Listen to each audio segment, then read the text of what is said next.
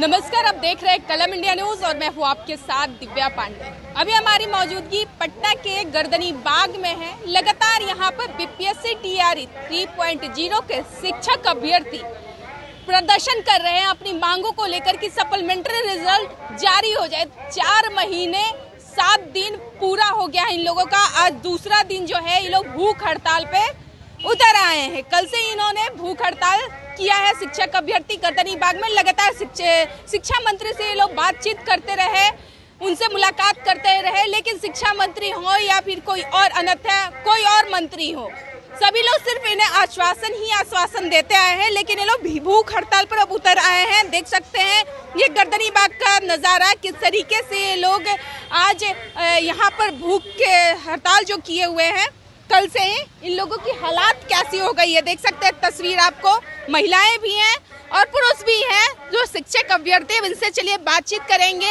इन लोगों की हालचाल जानेंगे आखिर गर्दनी बाग में क्यों बैठे और भूख हड़ताल क्यों कर रही हैं। मैडम, अगर स्वस्थ है तो 2 मिनट आप अपना समय दीजिए। भूख हड़ताल करने की नौबत आप लोगों की क्यों आ गई? 4 महीने कुछ दिन से हम लोग बैठे हुए हैं धरना पे। कोई ऐसा मंत्री नहीं हो, कोई ऐसा नेता नहीं हो, पक्ष विपक्ष सबके पास गए। शिक्षा मंत्री के आवास का घेराव हम लोग किए, मुख्यमंत्री के आवास के पास हम लोग उनसे मिलने का कोशिश किए। कहीं कोई ये नहीं है, आशा की किरण कहीं दिखाई नहीं दे रही है। सब जगह झूठे वादे, झूठे दिलासे, झूठे आश्वासन मिल रहा है। अब हम लोग मतलब एक कहा जाता है ना, जी के मर रहे हैं, वही अब हम लोग मर रहे थे तब सोचे कि अब भूखे हड़ताल करके मर जाएंगे। जब ये गूंगी सरकार है, बहरी सरकार है, चुप्पी साधी हुई है, कुछ बोल नहीं रही है, तब मर जाएंगे। अब क्या करेंगे।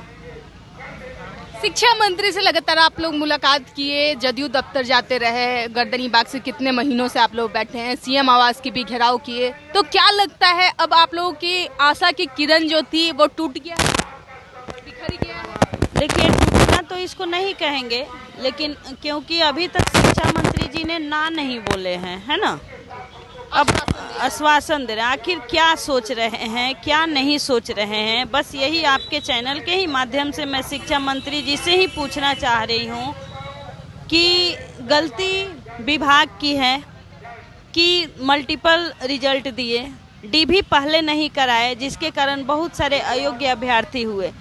उसके चलते योग्य अभ्यर्थी चयन से वंचित रह गए। तो हमारी गलती कहाँ है? गलती तो विभाग की है कि 1 कैंडिडेट 1 रिजल्ट जारी करना था, जो नहीं हुआ, जिसके कारण उनकी गलती की सज़ा हम भुगत रहे हैं।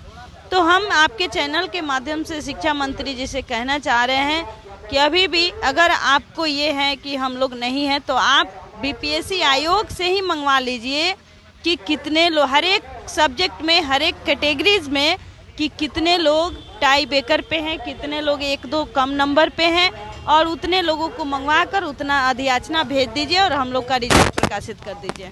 चलिए, कुछ और भी लोग हैं, उनसे बातचीत करेंगे। मैडम, थोड़ा इधर हो जाइए।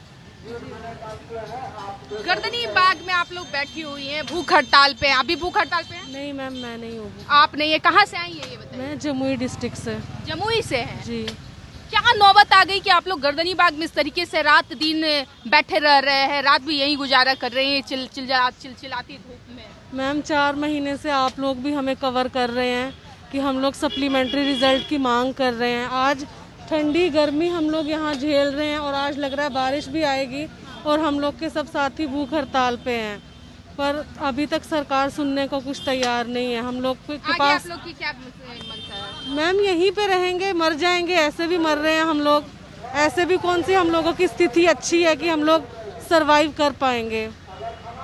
मतलब मरने मिटने के लिए तैयार है? मैम बिल्कुल, मैम जायज़ मांग है हमारी, हम कुछ नाजायज़ नहीं मांग कर रहे हैं, हमारी जायज़ मांग है। चलिए, मर मिटने को भी तैयार है शिक्षक अभ्यर्थी, इनकी जायज़ मांगे हैं। और भी कुछ लोग हैं हमारे साथ, बातचीत हम उनसे करेंगे। क्या आप लोग मर मिटने के लिए तैयार हैं? बिल्कुल। हाँ? बिल्कुल। तो इससे क्या आप लोगों का रास्ता निकल आएगा? ये बताइए मैम, 4 महीने 7 दिन हो गए हम लोग गर्दनी बाग में अपनी मांग को लेके बैठे हुए हैं। हम जिसके पास भी जाते हैं, आज तक कोई ये नहीं कहा है कि आपकी मांग गलत है। मांग जब जेन्युइन है, जायज़ है, तो फिर मिल क्यों नहीं रहा, हमारा हक हमें मिल क्यों नहीं रहा है। और उनके आश्वासन के ही बदौलत हम यहाँ 4 महीने से उम्मीद लगाए बैठे हैं। कहीं भी हम जाते हैं, किसी शिक्षा मंत्री से मिलते हैं, एसीएस सर से मिलते हैं, किसी भी एमएलए एमएलसी से मिलते हैं, सब यही बोलते हैं। शिक्षा मंत्री से हम लोग कम से कम 11 या 12 बार मिल चुके हैं। वो हमेशा यही बोलते हैं कि हाँ हम इस पे विचार करेंगे, आप इस पे पॉजिटिव रहिए। तो वो कहीं ना कहीं हमें उम्मीद दी है, तभी तो हम यहाँ बैठे हैं। अगर उनको सप्लीमेंट्री नहीं ही देना था तो वो स्टार्टिंग में ही बोल दिए रहते कि तुम लोग कुछ भी कर लोगे, हम सप्लीमेंट्री नहीं देते, तो शायद हम लोग अपना 4 महीने का टाइम यहाँ वेस्ट नहीं किए रहते। वो हमें उम्मीद दिए हैं, तभी हम यहाँ पे बैठे हैं, और हम अपना हक लिए बिना यहाँ से उठेंगे नहीं। हमें हमारा हक चाहिए।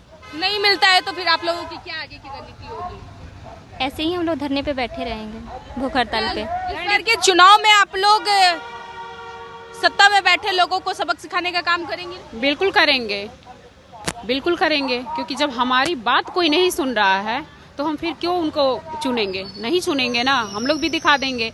हमारा एग्जाम तो मान लीजिए हो गया है, उनका भी एग्जाम आने वाला है ना, तो रिजल्ट हम लोग भी दिखाएंगे। क्या आप लोग एक साथ हैं, एकजुट हैं? एकदम एक साथ हैं। हाँ? जी। महिलाओं के आरक्षित की बात करते हैं नीतीश कुमार, नियुक्ति पत्र कल भी उन्होंने नियुक्ति पत्र दिया है, इसीलिए हम लोग रोड पे बैठे हुए हैं। इसीलिए हम लोग रोड पे बैठे हुए हैं, सेम नंबर लाकर। सेम नंबर ला के फिर भी रोड पे बात महिलाओं की जाती है, और महिलाएं जब उनसे बात करने जाती हैं तो महिलाओं पे लाठीचार्ज किया जाता है, लाठी से उनका स्वागत किया जाता है। यही तो सरकार है। बात जब किया जाता है सरकार की, तो बात जब करने जाते हैं मुख्यमंत्री से या फिर शिक्षा मंत्री से, अगर उनके दफ्तर पहुंचते हैं या फिर उनके आवास पे पहुंचती हैं शिक्षक अभ्यर्थी, तो उन्हें डंडे लाठी से स्वागत किया जाता है। ऐसा हमारा नहीं, ऐसा शिक्षक अभ्यर्थियों का ही कहना है। खैर हम लोग भी कवर करते हैं तो वो तस्वीर आपको दिखा